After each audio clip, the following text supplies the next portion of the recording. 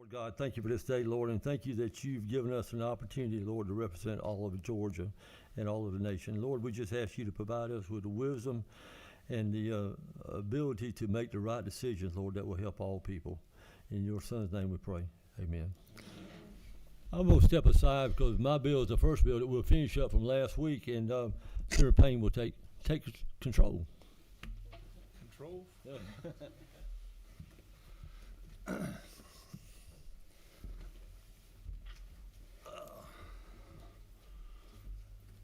Is this the one, his bill?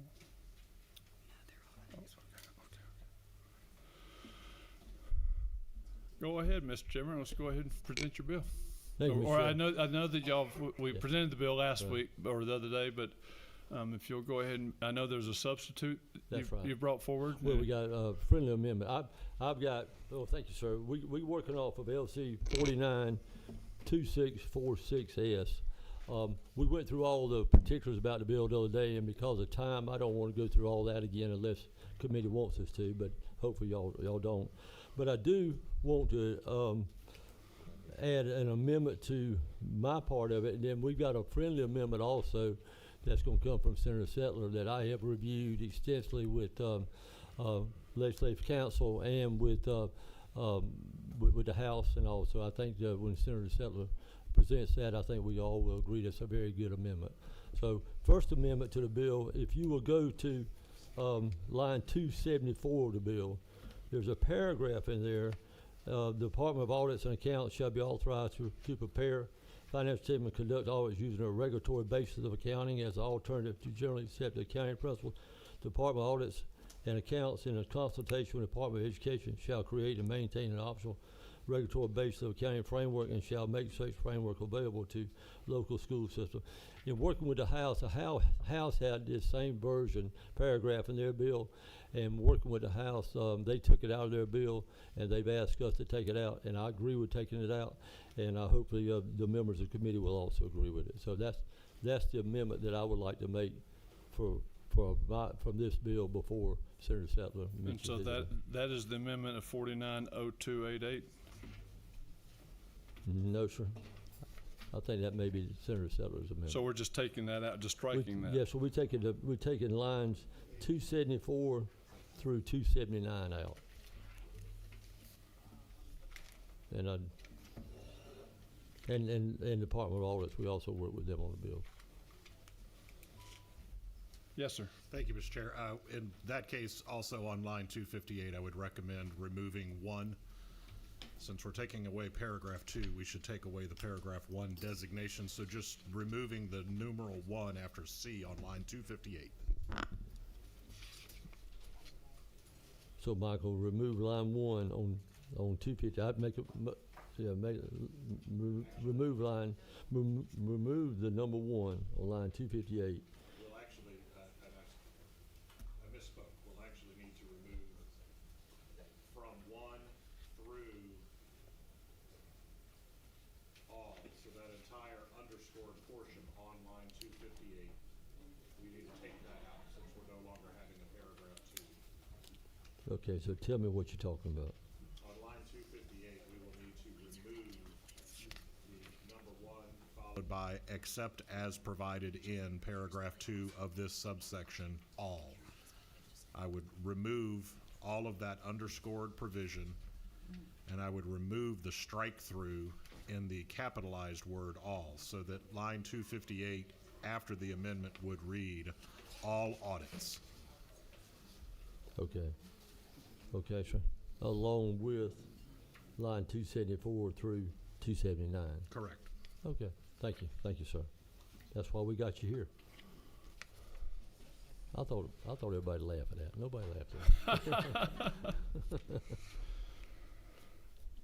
Okay. Yes, sir. And that's my friendly amendment to the bill. All right. Any questions of the committee on the amendment? Could we read it back real quick? I got the last part, but the first part? Yeah, Michael, please. Yeah, on line 258, after the amendment, line 258 would read all audits. And then lines 274 through 279 would be removed. Okay, okay. And Senator Parent, on, I know 274 through 279, we work with Department of Audits on that, and also with the House on that. House originally had that in their version also. They took it out, and we wanted to, this is really kind of almost like a companion bill with what they've done, okay? Thank you. Thank you, Okay. Well, I just, thank you, sir. Just for clarifying, we need to make, we need to go ahead and take a motion on the bill first before we start adding, offering amendments. So, any further questions on the underlying bill? Seeing none, do I have a motion? I have a motion, Senator Setzler, and I have a second. Any further discussion? Thank you, Mr. Senator Chairman. The chair shared his friendly amendment. I want to share my proposed friendly amendment, which is AM 490288. If I could direct members to that. And Mr. Chairman, every member has an electronic version of that amendment and a paper copy of it in their file. Thanks, sir. What this simply does, and I appreciate the chair working with me in council yesterday, this is what it does is if these circumstances exist where these emergency actions in essence have to be taken to remove school board members, it makes sure that if the school board members having been removed, oftentimes the real responsibility is in the hands of the superintendent that led to these circumstances. This allows the school board, the incoming school board, should they choose to be able to remove the superintendent if he or she was really the proximate cause of this. Oftentimes they're under multi-year contracts. This clarifies that it would be allow them to terminate them and replace the superintendent, which is the one that's really going to implement whatever fix there's going to be. Thank you, sir. Who's number 12? Okay. Thank you, Mr. Chairman. Thank you, Senator Setzler. My question is, I, as we discussed at our prior hearing, I think that you're definitely on to something with, this amendment. What I wanted to make sure is clear is that the superintendent has to have been the superintendent during the time that the system was put in the troubled category, because otherwise, A, it wouldn't seem fair, and B, recruitment of a new superintendent would be incredibly difficult. As you know, there's plenty of too much superintendent turnover around the country, and there's always a big search done that's usually pretty costly. So there's that, and it would be just hard to get someone quality if they had to come in on a one-year contract. Like, no one's going to move their family across the country for that. So just want to make sure that's clear, and wasn't sure that it is. Yep. Mr. Chairman, if I could direct the senator's attention to line 23 and 24 of the amendment. And again, this is in terms of superintendents are typically the only ones in the school system that have an employment contract, in the senior folks in the district office that have these one-year or multi-year contracts. So the language that exists that would be customary would be active default of contract, meaning that the contract terms of a 3-year contract could be, you get around that to be able to fire someone for cause. For the local school superintendent to be the subject of a finding by the state auditor of financial mismanagement, so that they have to be the subject of the findings by the state auditor of financial mismanagement or misconduct. So the subject of that is exactly why, to your point, they've got to be at the center of this. It can't just be this isn't some workaround to allow superintendent's contracts to be voided. So follow up. So how? I guess I'm wondering.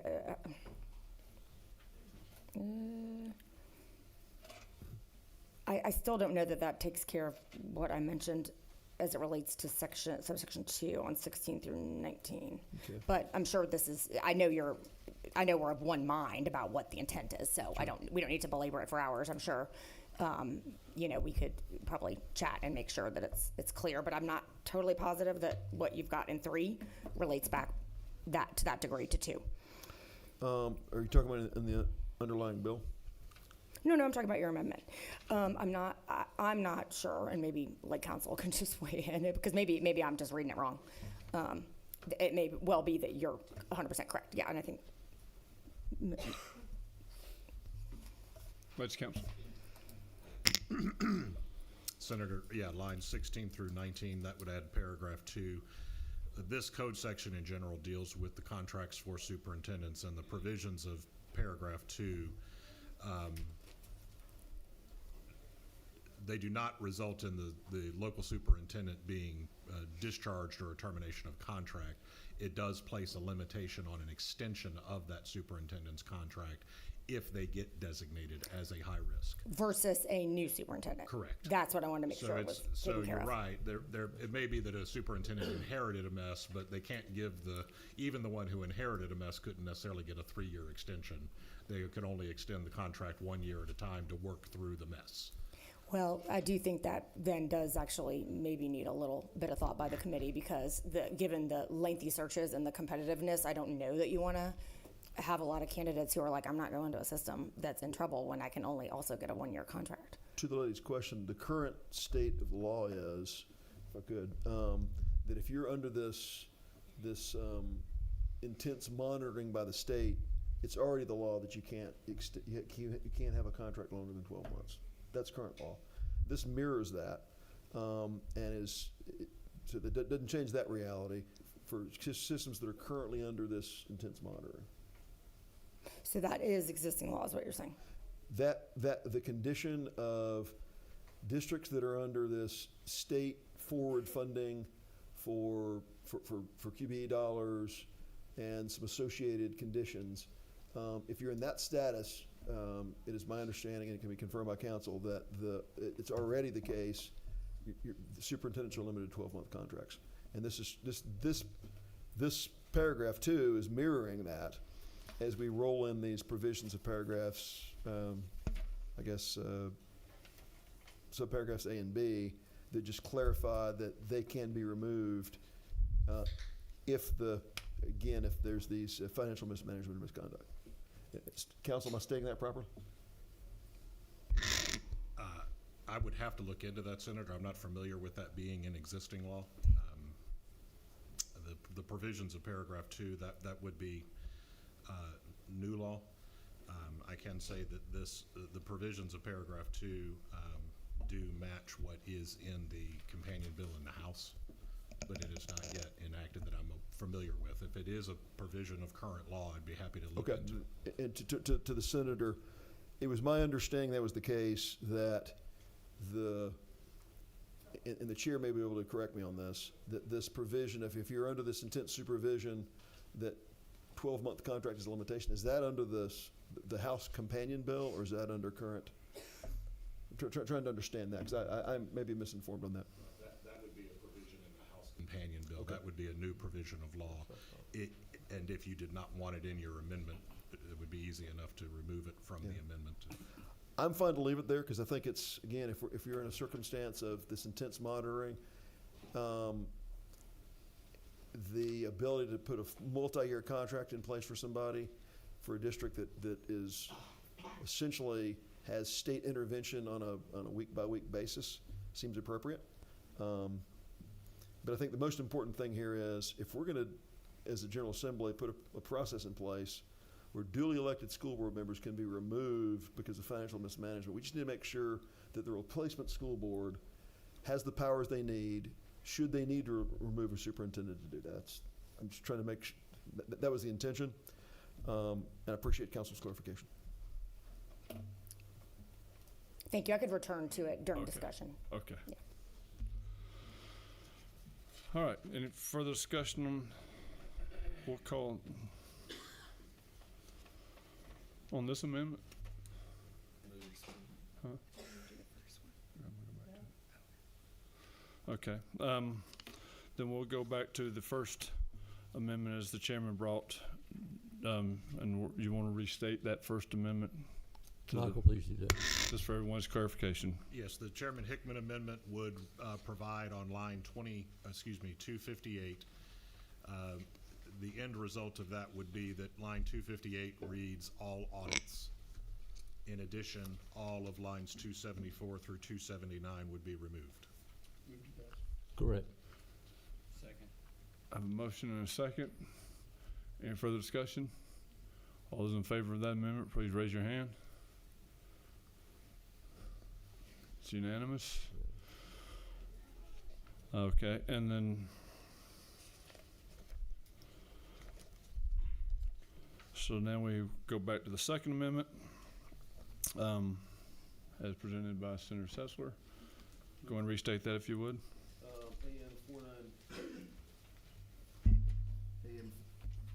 AM 490288, as we've discussed. Again, so that we've got the ability to remove, the new school board has the ability to remove a superintendent if there's a finding of financial mismanagement or misconduct. Second.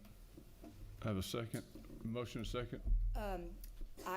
I'd like to offer an amendment to the amendment for consideration by the committee. Okay. Thank you, Mr. Chairman.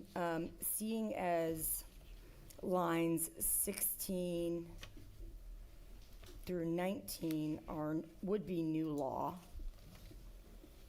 and knowing how intensive the superintendent's search process is and how competitive it is to get really highly qualified ones of the type that you'd want to be able to recruit to a system that's or a school system that's already struggling, which obviously is going to be harder to recruit to in the first place.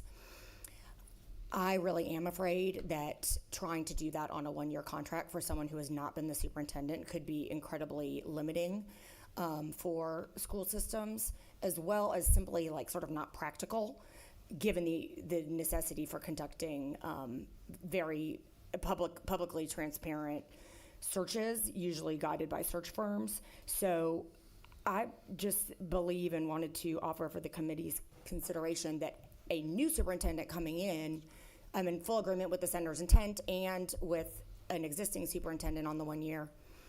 But a new superintendent coming in, I believe, should be given the ability to have the opportunity to even try to put anything into place, which to me is going to be longer than 12 months. So I would like to make that that they could be offered a 3-year contract to start out. Okay. You want to speak to her amendment? Yeah, to the lady, I don't think I'm against, personally, if it doesn't affect the limitation on the existing superintendent's contract being limited 12 months, if this is only affecting a new superintendent that could be brought in to help clean up the mess, I'd be friendly to that, because I think that's if the chair, the chair's bill, is the chair friendly to that? I'm fine with it. Okay. Yeah, it's, so in essence, you're trying to, you're bringing in a cleanup, a turnaround Right. superintendent. Yeah. And there, I don't need to repeat my points. Sure. But Okay. yeah. But if I may offer a point of clarification, the paragraph that you're referring to, Senator, is for extension. So in other words, the presumption in this paragraph is this is an existing superintendent, not a new superintendent. So just as a hypothetical, a superintendent who had a 3-year contract, if during the course of that 3-year contract, the system was a high-risk school system, then that superintendent could not get extended beyond 12 months. And that's, This would not apply to a new contract. okay, so that's already in existing law. That's not an, Or not existing law, but we got confused on what 2 did, which then lost sight of the bigger point, that it is fine that way. So the amendment is not needed. and I may have misspoke earlier, but no, this only applies to contract extensions, not new contracts. Just wanted to make sure that was clear. Thank you. Thank you. Thank you. All right, so now we have a motion for his, Yeah. we have a second. Second, Senator Dixon, I think. Do it? Senator Dixon, second. Right. Any further discussion? All those in favor of the Second Amendment, please raise your hand. And it is unanimous. All right, now we'll vote on the underlying bill as now is amended. Do I have any motion on that? Oh, that's right, okay. Sorry. All those in favor of of Senate Bill 472 LC 2646S by committee substitute, raise your hand. And it's unanimous. Thank you, sir. And your bill passes. Thank you, sir. You want to come back up here and take charge? I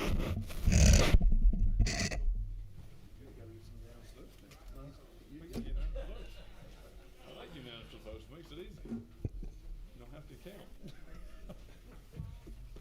Senator Sims says we need to rock and roll. I want to first take the opportunity to address a very good friend of mine and a good, was a constituent, but still a very close friend, and also on the State Board of Education, Mr. Matt Donaldson, sitting on the front row here. And Matt just is very passionate about he's very passionate about education, like all of us. And he's also the mayor of a small town called Twin City, Georgia, which was actually at one time called Graymont and Summit, and they combined it to one name, Twin City. So thank you, Matt, for being here. Let's move on to Senator Dixon's bill. And I had told Senator Dixon earlier that we were going to pick on him a little bit, but I think because of time, we're going to leave him alone, and we'll just get him in the session, okay? Because this is his first bill. Yeah. Senator Dixon, your turn. Thank you, Mr. Chairman. I appreciate it. Thank you, members of the committee. I'm happy to be here.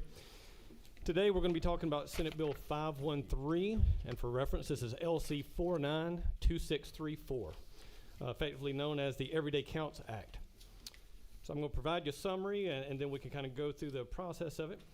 So the Everyday Counts Act seeks to provide K through 12 public school students absent for unexcused reasons with multi-tiered support systems and personalized attendance intervention plans. This legislation requires that every local school district has at least one attendance review team available to develop a written attendance intervention plan with the student and guardian. Individual schools with chronic absenteeism rates of 15% or more must also have an attendance review team. This legislation makes chronically absent students ineligible to participate in extracurricular and interscholastic activities until the student and his or her parent or guardian have met with the local school system's attendance review team to develop or modify an attendance intervention plan.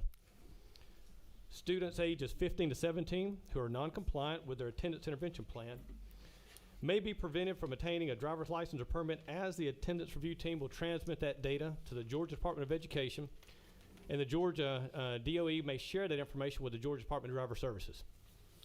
This legislation does not suspend active driver's license or permits. It prevents students from being issued a permit or license if they are non-compliant with the attendance intervention plan in the same manner DDS currently treats students who have been suspended or expelled. Now, for this committee, if you'll remember that last year we passed Senate Bill 123, which is about chronic absenteeism. And quite a few were on that. From that standpoint, the Senate, this body, passed that bill unanimously. In the House, it passed with 160 votes with 1 nay. And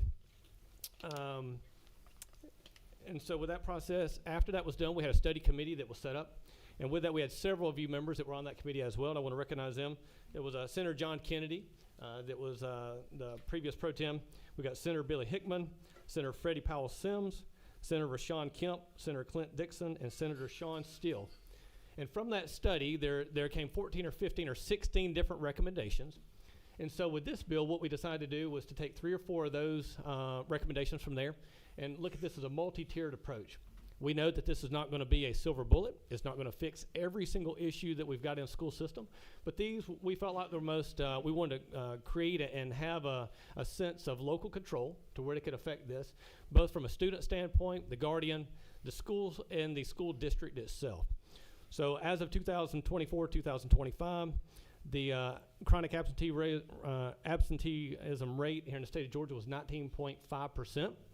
And if you'll remember that we had kind of defined that previously as chronic absenteeism is defined at 10% or more.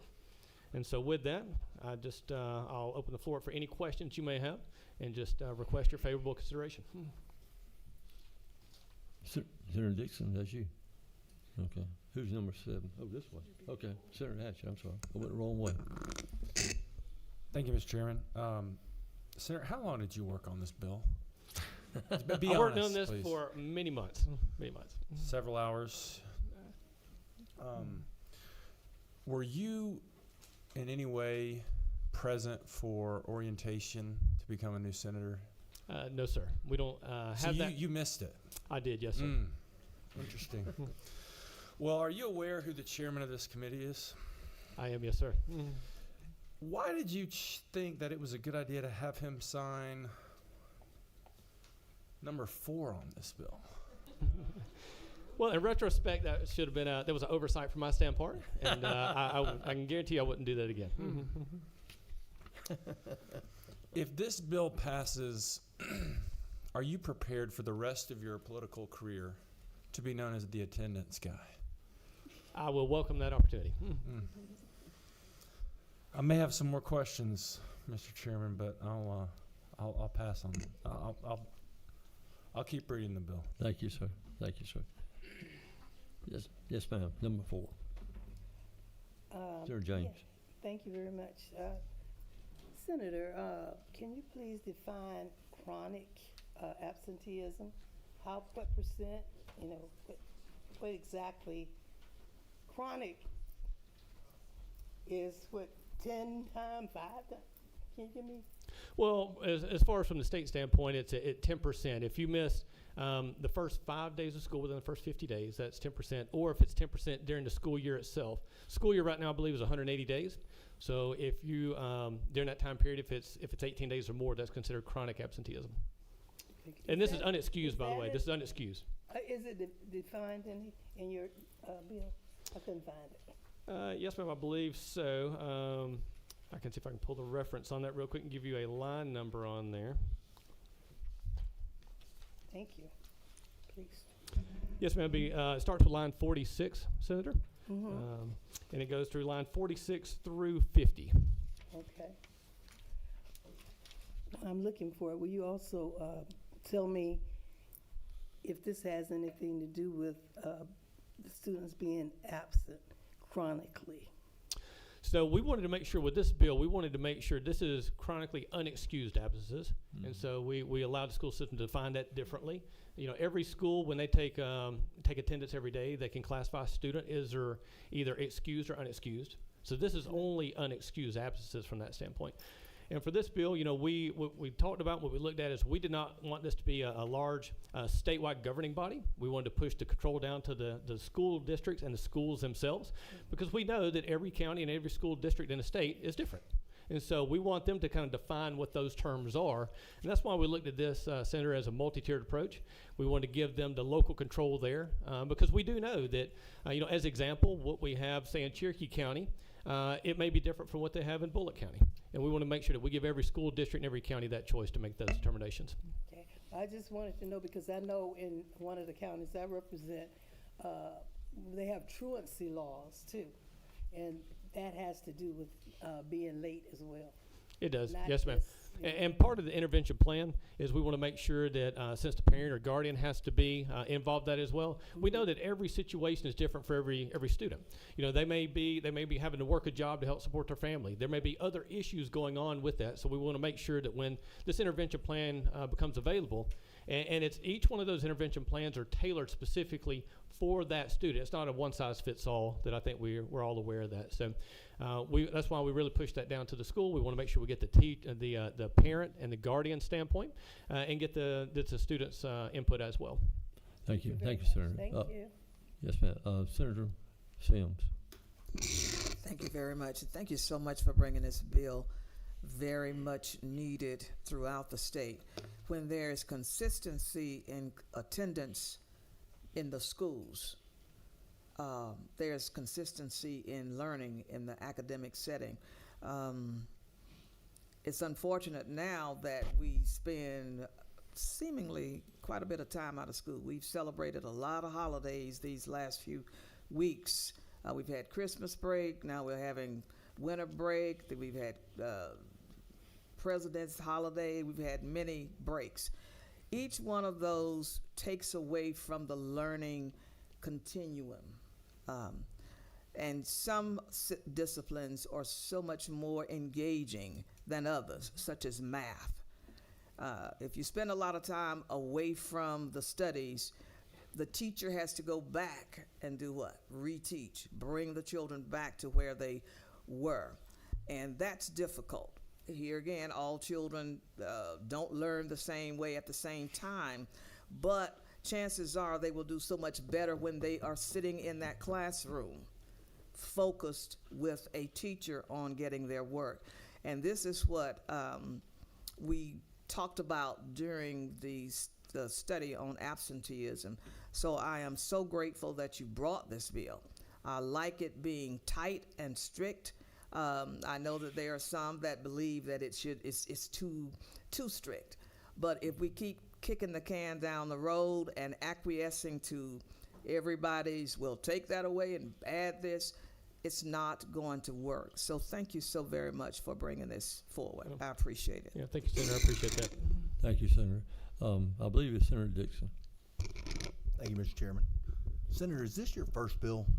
It is, yes, sir, Senator. Oh, good. Good to know. Good to know. For when this one comes to the floor, we need to mark this. Were you? Did you have perfect attendance when you were in school, K through 12? No, I did not. No? Good deal. Good to But know. I do understand the importance of it from that Do standpoint. you think it would be important for us to change the Senate rules where we had some attendance policies with committee meetings, even though this committee has always attended well? No, but seriously, this is important legislation. I was a part of the study committee, and thank you for bringing it forward. Academics, of course, yes, students are going to fall behind if they're not present, but then also this will help, if there's other problems at home or elsewhere with the student causing the absenteeism, we can get to the bottom of that and help students. I mean, great bill. Thank you for bringing it forward. Well, thank you. I appreciate the comments. We have some people who want to speak, but I will make a comment. I read an article earlier this week that Alabama and Mississippi, who we are looking at strongly for guidance on literacy, are now leading the nation in chronic absenteeism being lower.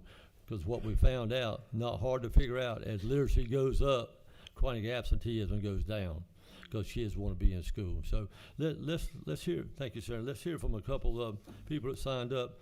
Mr. John Cousins, if you'd come up and introduce yourself. We're on a tight schedule, so about 2 minutes at the most. Yeah. Yes. Yes, right.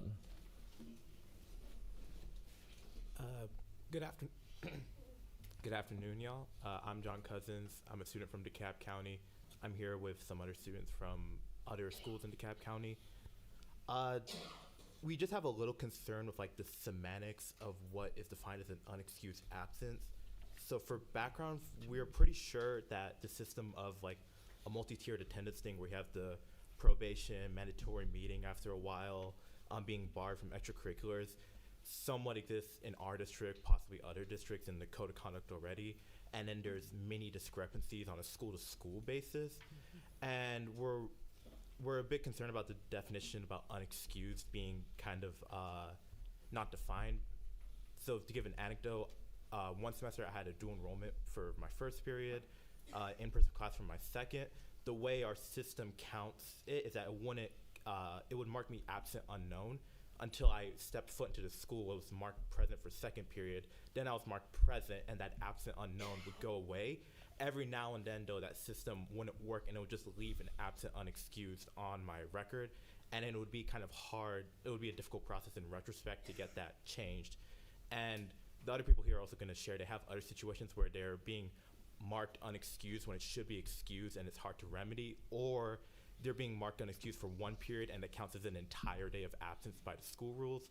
And so we just kind of want to know when it's defining the 5-day period, the 10% period, since there's already like discrepancies on a school to school and county basis, is this going to like unilaterally like replace all of the systems that are there already? Is it going to like only apply to code of conduct that don't have it? Is it just like for demographic purposes and it's a school to school kind of thing? We just want to just make sure unexcused is defined more, just more transparently, just so that in these like weird mini situations, people don't get like accidentally punished because there's just a broad blanket statement for every single school, regardless of, Thank you. I think that would go back to the local school system. I mean, the bill does not address a local system. It just makes this mandatory for local system to put these in existence, correct? That is correct, yes, sir, Mr. Chairman. Yeah, thank you, sir. Appreciate it. Next person is, I have a hard time, D-U-R-E-S-A-M. Yeah, there you go. Come on forward, please. identify yourself, and you got 2 minutes. Okay. Good afternoon, Mr. Chairman and the committee, Senate committee. My name is Duri Samin, and I'm a student at Pull DeKalb the County. microphone closer to you. There you go. Okay. I'm not here to speak against. Okay, is this better? I'm not speaking in favor or against the bill, but I do have some concerns. My main concern is the lack of a clear definition of unexcused absences. Is it like 5 days or 5 class periods? I'm a dual enrollment student, and I only go to school for 1 class period. And if I cannot make it for some reason, I get marked absent in daily attendance. So I get marked absent for the entire day. So I just want to ask for a clear definition, and if how many class periods or like would be considered as chronic absences. Thank you. Thank you. Fatima, and you have to pronounce your name when you come forward, please.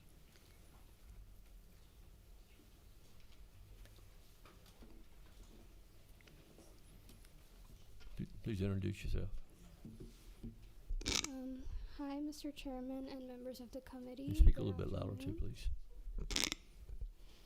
My name is Fatima, and I am a student in DeKalb County. So I had a concern with this bill because my main concern was tardies. So in my school, 3 tardies count as 1 unexcused absence, and getting tardies is honestly easier than it seems, because in the morning you could be late because of traffic, and traffic is not guaranteed, so you could be late because there's a lot of traffic on the way, and you could be marked tardy for first period. And then throughout the day you would want to use the restroom during transition, and the restrooms are usually really packed up during transition, so it's really easy to be late to class and be marked tardy.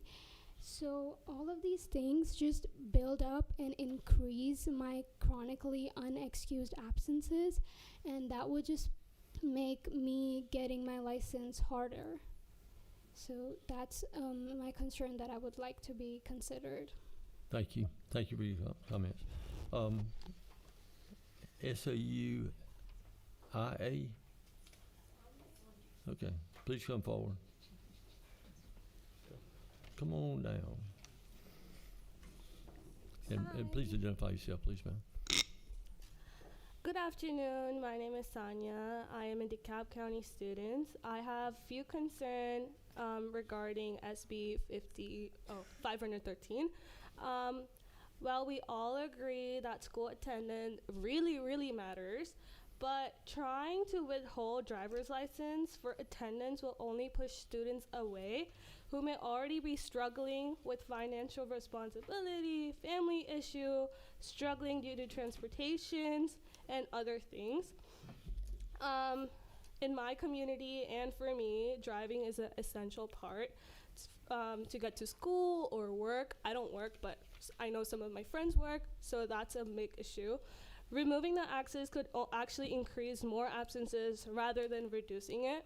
For example, as other people here are also dual enrollment student, I'm also a dual enrollment student, and dual enrollment students actually don't get like a transportation. The program doesn't provide any transportation. It's completely fine.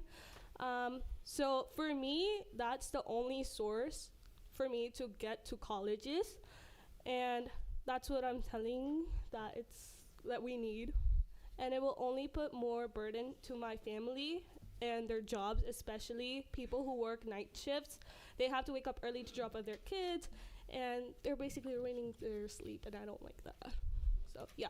Thank you. Thank you so much. Thank you for your comment. Mr. Chair, if I could make Yeah. one point on that. So this bill in no way, shape, or form changes the definition of an unexcused absence. That's all we're defining out is what's chronically unexcused student. So again, the an unexcused absence, that's all handled by each school itself and the school district itself. So Yeah. I just want to make that point clear for this particular bill. Yeah, thank you, sir. We have one more comment. Micaiah? Yes, ma'am. Thank you, Oh, yeah, Chairman. fine. Hello, y'all. It's nice to see all of you. This is my first time seeing you this session. My name is Michaela Arciaga. I'm the Georgia Advocacy Director for IDRA. We are a independent, nonpartisan education policy and research nonprofit. Thank you all for taking comment from our students. They are from around DeKalb County. And I hope that that helped illustrate kind of why we do have some concerns about the local control aspect of this definition of unexcused absences. Again, you heard every school, even within a system, counts that a little bit differently, which could overwhelmingly and disparately impact different kids who may already be facing systemic barriers. We are not in opposition to this bill. We fully support the spirit of the bill, and especially the adoption of this multi-tiered system. I've shared some of my concerns already with Senator Dickerson. Sorry, it's. It's all very similar. And I apologize I didn't get to talk to more of you sooner. But we just have a few concerns again about clarifying some of the language around unexcused absences. We also wanted to raise some definitions around what Tier 2 is going to be, that threshold for what at risk will be. A multi-tiered approach is very appropriate for this situation, but if we don't know what it means to be at risk and we don't have mechanisms necessarily in place to make sure that parents and students are adequately notified that they are considered at risk, we lose some of the efficacy of this kind of model. And so we wanted to recommend clarifying that definition. Is that like how many absences does a student end up being at risk? Because there is a clear threshold for the chronically unexcused, but not for that middle ground area where they might be on the cusp, but not necessarily quite at that point yet. Another one we wanted to uplift, and I'm sorry I didn't get this to you sooner, is the definition of noncompliance. We recognize the value of these plans and the way in which they're trying to build accountability for young people and their families. We just have some concerns about what noncompliance is going to be defined as. If a plan has 5 key components that need to be met and a student meets 3 out of 5 of those, is that considered noncompliance? Does that mean they will not be eligible for a license because they weren't able to meet certain points of a plan?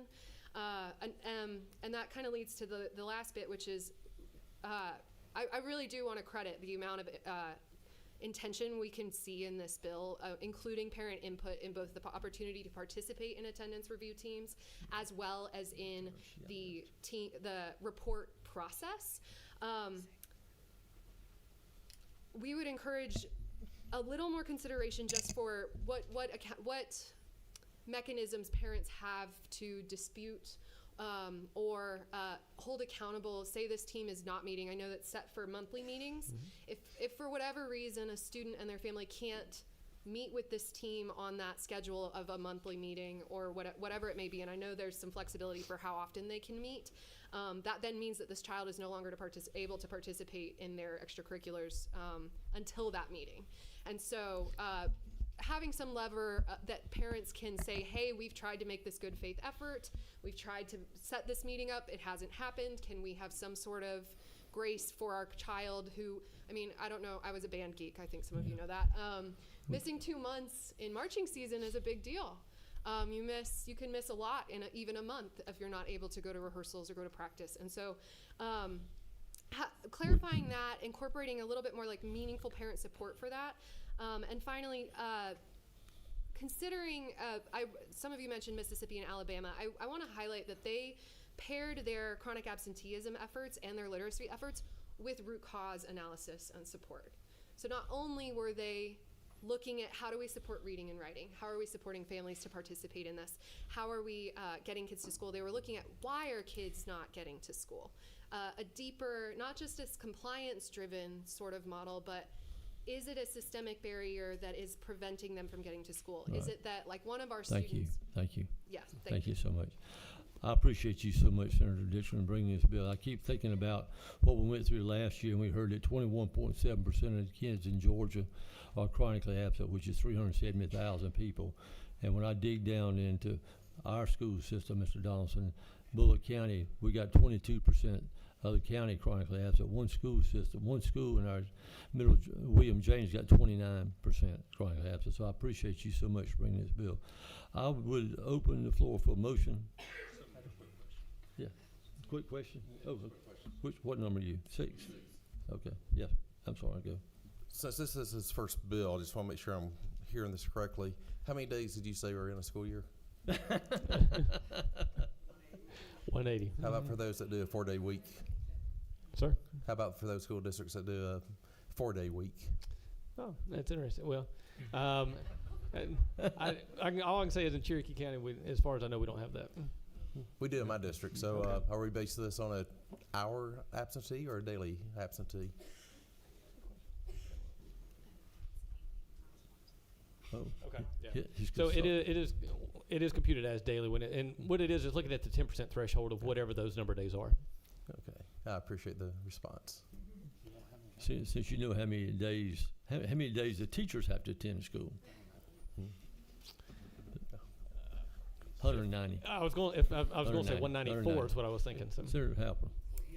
I really do appreciate this bill, and obviously we all are concerned with the chronic absenteeism. I have one question that hasn't been touched by anybody else yet, and that really is the part around the driver's license piece.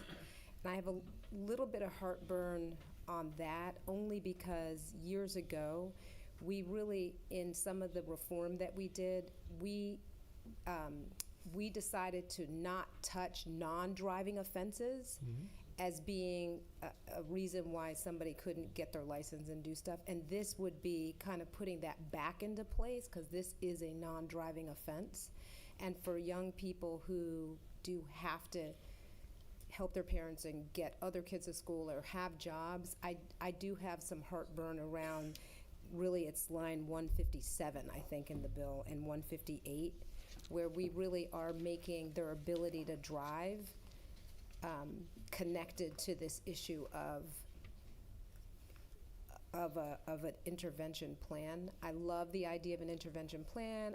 I'm all in on everything else, but I do worry that we are reversing the position that we've been at historically on non-driving offenses.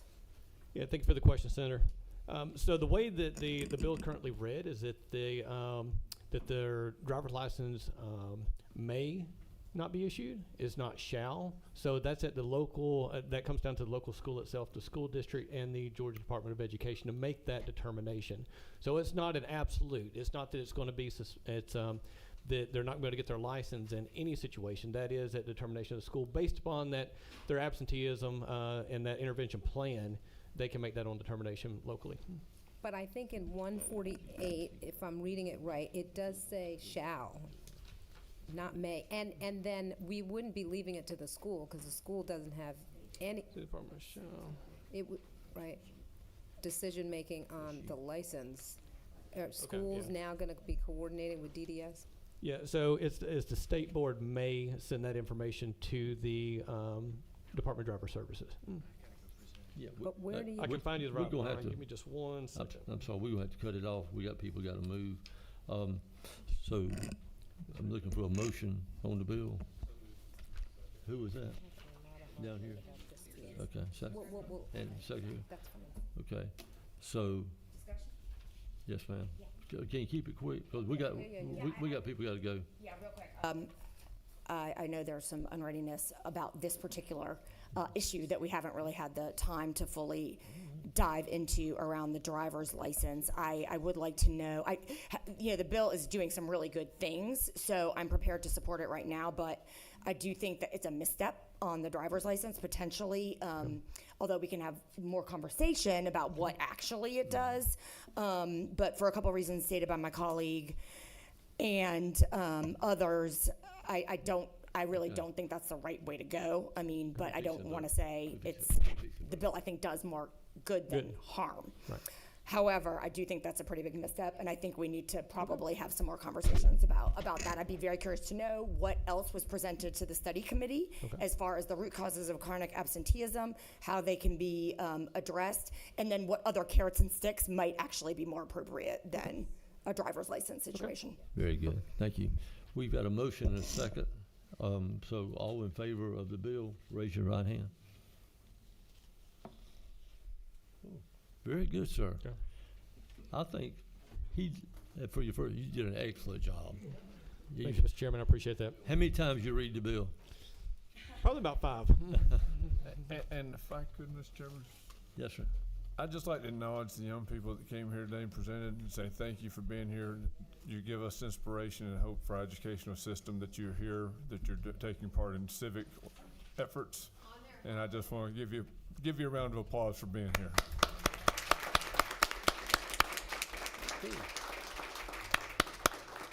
Thank you. Just for the committee, we right now set to have a committee meeting next Monday at 11 o'clock. 11 o'clock. Now, we could have did 7 o'clock, but I didn't think y'all wanted to do 7 o'clock. Thank y'all. Okay.